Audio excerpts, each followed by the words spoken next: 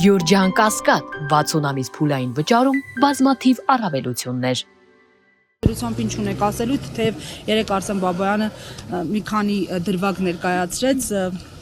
ցույց տալու համար, թե ինչքան ապօրինի է։ Պարոն Բաբայանը շատ հետաքրքիր ձևով ներկայացրեց, ինչով արդեն ամեն ինչ պարզ է կարելի ասել։ Գիտեք, փորձեմ քիչ այլ ֆորմատով ներկայացնեմ։ Աղջիկս 12 տարեկան է, դպրոցի հաճախում, եւ երբ որ պատմության դասերը անցնում է, գալիս է եւ քննարկում ենք։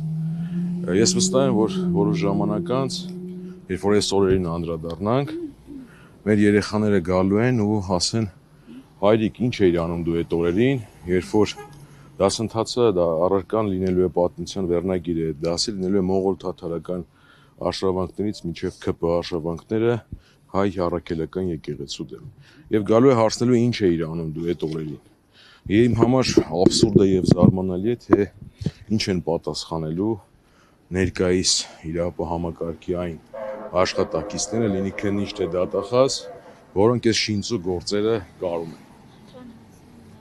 Մեղադրանքի վերաբերյալ Արշակ Սրբազանը ինչ է հայտնել, գիտեմ ձեր դիրքորոշումը պաշտպանական թիմի, թե ինչ եք մտածում իրավական առումով, բայց ինքը ինչ է հայտնել, արել է նման բան, թե չէ, ինչ որքան պարզ է, որ չի արել, պարզ է, որ չի արել ու որքանով ինձ Արսեն Բաբայանը փոխանցեց, Արշակ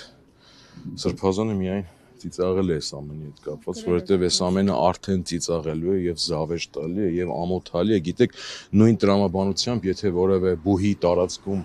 որևէ ուսանողի մոտ թմրադեղ հայտնաբերվի, նույն տրամաբանությամբ կարող են ասել դեկանը կամ ռեկտորն է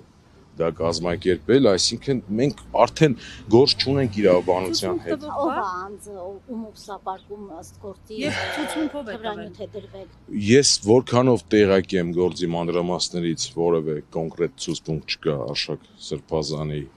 վերաբերյալ, մնացածը հաջորդիվ դուք էլ այս աբսուրդին ականատես կլինեք, ներկայիս վարչախումբը պարզապես առաջնորդվում է այն սկզբունքով, որ անձը կա, հոդված կստեղծենք եւ Վիշինսկին երազեր նմանատիպ աշխատակիցներ ունենալու, որ այն ինչ որ հիմա կատարում է։ Լավ, ով է անձում ուսապարկում թմրանյութ է դրվել, ըստ մեղադրանքի դա չի կարող մեղադրանք չլինել, էլի։ Դա 18 թվականին այդ ակցիաներ անողներից անկեղծ անազգանով չեմ հիշի ազգանով չեմ հիշի անազգանով ես չեմ հիշի անազգանով ընթացքում ամեն ինչի մասին կտեղեկանաք, բայց սենց ասեմ էլի ձեզ իմ հորդորը, իմ խորհուրդը, այս ամենին մի վերաբերվեք որպես փաստեր, որպես իրավաբանություն, այս ամենին վերաբերվեք այն արշավի շարունակություն, որը արդեն մենք ունենք այս պայդերությամբ 3 սրբազաններ կառնավայրում եւ փորձում են 4 սրբազանին տանել կառնավայր։ Մասիս Մելքոնյանից որևէ ակնկալիք։ Անկեղծ ասած չունեմ ակնկալիք, մենք արդեն բազմիցս ականատես ենք եղել, թե իշխանության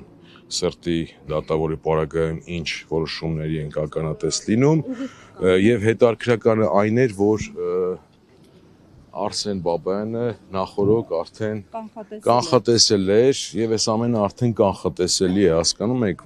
որ դատավորի մոտ կլինի, ոնց կլինի, չկա այդպիսի հավանականության տեսություն, որով կբաշխվեր 3-րդ սրբազանի գործը նույն դատավորին, բայց մենք ականատես ենք այդ ամենին։ Շատ եղել է 3 Ավանի նստավայրի հերթապահ եղել է, թե հետագայում է ավելացել։ Արդեն պետք չի հետևել, նայել, տեսնել նախորդ անգամներում բազմիցս եղել է, որ Ավանի նստավայրը չի եղել հերթապահ, բայց անմիջապես ավելացվել է ցուցակում, րոպեների ընթացքում գործը մակագրվել է։ Մենք գործ ունենք այս ամենի հետ, ինչին որ ականատես ենք, որը այլևս ոչ իրավաբանության, ոչ ողջամտության հետ կապ չունի։ Միանշանակ։ Պարոն Հարությունյան, ես կուզեի անդրադառնալ նաև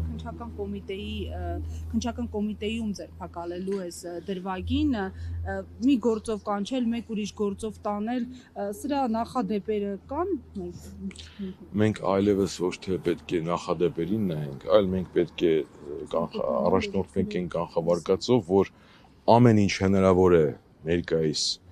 վարչախմբի օրերին, ամեն ինչ հնարավոր է այս իրավապահ համակարգից սպասել եւ գիտեք ոնց ես կարծում եմ այդ ամենը պատահական զուգադիպությամբ չի տեղի ունեցել։ Հիմա նիստը Հա, սկսված է։ սկսում եմ։